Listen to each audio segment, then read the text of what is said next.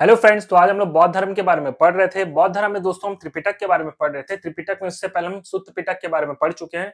अब अगला जो त्रिपिटक है वो है आपका विनय पिटक। आप लोग इस चीज को हमेशा याद रखेंगे दोस्तों कि विनय पिटक भी त्रिपिटक का सबसे इंपॉर्टेंट भाग है।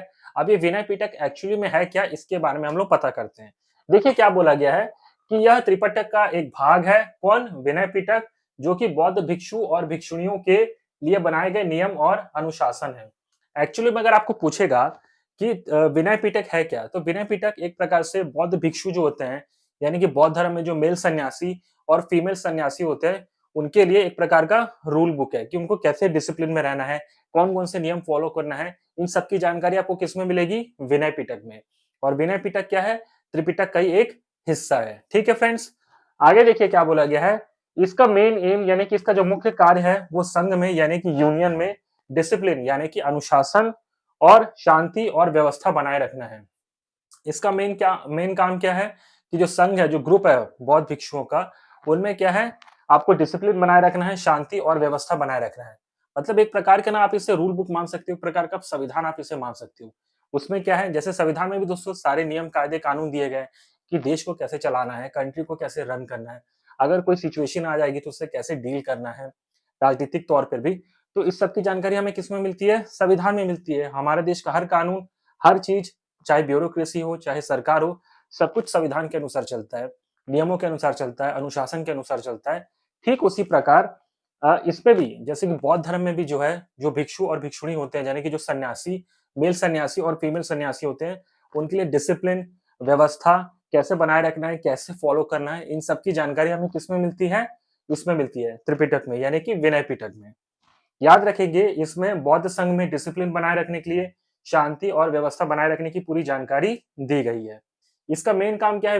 विनय पिटक का इसका मेन काम है, यानी कि इसका जो मुख्य उद्देश्य है वो है संघ में अनुशासन, शांति और व्यवस्था बनाए रखना। ये इसका मेन काम है, यानी कि एक प्रकार से डिसिप्लिनरी सिस्टम बनाए रखना। अगला क्या बोला गया है? ताकि सभी बौद्ध भिक्षु नियमों का पालन कर सके और एक धार्मिक जीवन बिता सके। यानी कि इसमें यह बोला गया है कि सभी बौद्ध भिक्षुओं को एक शांति से चलना, एक डिसिप्लिन फॉलो करना है ताकि वो एक अच्छा जीवन, रिलीजियस लाइफ जी सके। ये बात इसमें बोली गई है।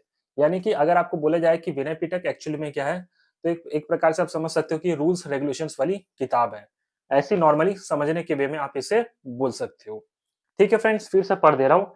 इसका मेन काम जो है वो संघ में अनुशासन और शांति व्यवस्था बनाए रखना है ताकि सभी बौद्ध भिक्षु नियमों का पालन कर सके और नियमों का पालन करते हुए धार्मिक जीवन बिता सके। ठीक है, कोई भी रिलीजियस लाइफ तभी अच्छे से बना सकता है, जी सकता है, जब वो शांति से नियमों को फॉलो करे और डिसिप्लिन से रहे। ठीक है फ्रेंड्स, तो पहले इतना नोट कर लीजिए आप लोग। फ्रेंड्स, आगे देखते हैं विनय पिटक में क्या बोला गया है। देखिए बोला गया है कि इसमें ना मुख्य रूप से भिक्षु और भिक्षुणियों के लिए, यानी कि मेल और फीमेल सन्यासियों के आचरण से जुड़े हुए नियम दिए गए हैं कि उन्हें क्या करना है, क्या नहीं करना है। और इसमें भिक्षुओं के डेली लाइफ, उनकी बिहेवियर और अगर किसी प्रकार का अपराध हो जाता है तो उससे प्रायश्चित से संबंधित पूरी जानकारी हमें किसमें मिलती है? विनय पिटक में मिलती है। ठीक है फ्रेंड्स, तो इसमें क्या बोला गया है कि मेल और फीमेल सन्यासी के बिहेवियर से संबंधित जुड़े जो नियम होते हैं उनकी जानकारी इसमें दी गई है कि अगर आप बौद्ध भिक्षु बनते हैं या बौद्ध सन्यासी बनते हैं तो आपको कैसा बिहेव करना है, कौन कौन से रूल्स और रेगुलेशन को फॉलो करना है। इन सब की जानकारी हमें किसमें मिलती है? विनय पिटक में मिलती है। ठीक है फ्रेंड्स, और आगे ये भी बोला गया है कि इसमें बौद्ध भिक्षुओं की जो डेली लाइफ होती है, जो उनका बिहेवियर होता है, वो कैसा होना चाहिए, इन सभी बातों की जानकारी हमें किसमें मिलती है? विनय पिटक में। और अगर उनसे किसी प्रकार का कोई अपराध हो जाता है तो उसका प्रायश्चित कैसे किया जाए, उसको मतलब उसके लिए जो प्रायश्चित होता है, यानी कि एक प्रकार से तप मान सकते हो, तपस्या जो है, अपनी गलती को सुधारना, वो कैसे सुधारा जाए, इन सारी बातों की जानकारी हमें किसमें मिलती है? विनय पिटक में मिलती है। ठीक है फ्रेंड्स, तो नोट कर लीजिए इतना। फ्रेंड्स, आगे देखते हैं, देखिए क्या बोला गया है कि जब संघ में यानी कि यूनियन में किसी भी प्रकार की परिस्थिति आती है, कोई ऐसा सिचुएशन आ जाता है जिसका सामना अगर करना पड़े, तो उसके लिए सॉल्यूशन के लिए कई नियम डिसाइड किए गए हैं। इसीलिए विनय पिटक में नियम जो बनाए गए हैं उनके पीछे की सिचुएशन की भी हमें जानकारी मिलती है। मान लो एक यूनियन है, बौद्ध संघ है, उनमें अगर किसी प्रकार की कोई समस्या आ जाती है, कोई सिचुएशन ऐसा आ जाता है कि बहुत ही कठिन परिस्थिति आती है, तो उस सिचुएशन से, उस समस्या से कैसे डील किया जाए, कैसे निपटा जाए, इस बात की भी जानकारी हमें किसमें मिलती है दोस्तों? विनय पिटक में मिलती है। देखिए फिर से पढ़ रहा हूँ, जब संघ में किसी परिस्थिति या फिर किसी समस्या का आती है, सामना होता है, तो उसके सॉल्यूशन के लिए भी कई सारे नियम निर्धारित किए गए हैं विनय पिटक में। ठीक है फ्रेंड्स? और विनय पिटक में नियम के साथ-साथ उनके पीछे की सिचुएशन भी मिलती है कि जो नियम है, वो ऐसे क्यों बना है? उनके पीछे क्या वजह है कि ऐसा नियम बना है? इस बात की भी जानकारी हमें किसमें मिलती है दोस्तों? विनय पिटक में मिलती है। तो विनय पिटक भी एक प्रकार से आप भारत के संविधान या संविधान से आप इसे कंपेयर कर सकते हो।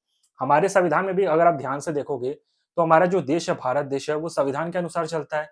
पूरी ब्यूरोक्रेसी, पूरा गवर्नमेंट, चाहे वो स्टेट लेवल का हो, सेंट्रल लेवल का हो, सभी चीज़ें जो हैं वो सरकार के संविधान के अकॉर्डिंग ही चलती है।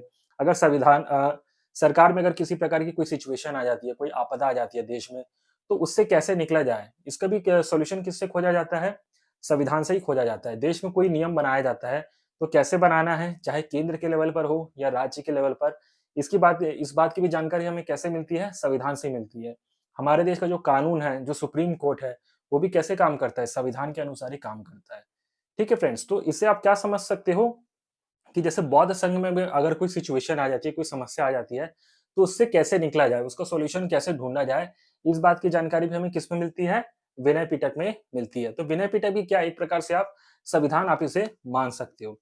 हमारे संविधान में भी, भारत में भी अगर मान लो कोई ऐसा पॉलिटिकल क्राइसिस आ जाता है, कभी कोई ऐसा सिचुएशन आ जाता है, तो संविधान कैसे चलाना है, देश को कैसे रन करना है विकट परिस्थिति में, तो उस बात की भी जानकारी, छोटे से छोटी बात की भी जानकारी डिटेल में किसमें दी गई है? संविधान में दी गई है। ठीक है फ्रेंड्स, तो ठीक उसी प्रकार विनय पिटक में भी बौद्ध संघ को कैसे चलाना है, कैसे यूनियन को रन करना है, डिसिप्लिन के साथ, नियम के साथ, उस बात की जानकारी किसमें दी गई है? विनय पिटक में। अगर कोई सिचुएशन आती है, तो उससे कैसे डील किया जाए, उन नियमों की जानकारी, उन बातों की जानकारी भी हमें किसमें मिलती है? विनय पिटक में। तो विनय पिटक को एक प्रकार से आप संविधान भी मान सकते हो, एक प्रकार का रूल बुक भी मान सकते हो बुद्धिज़्म का।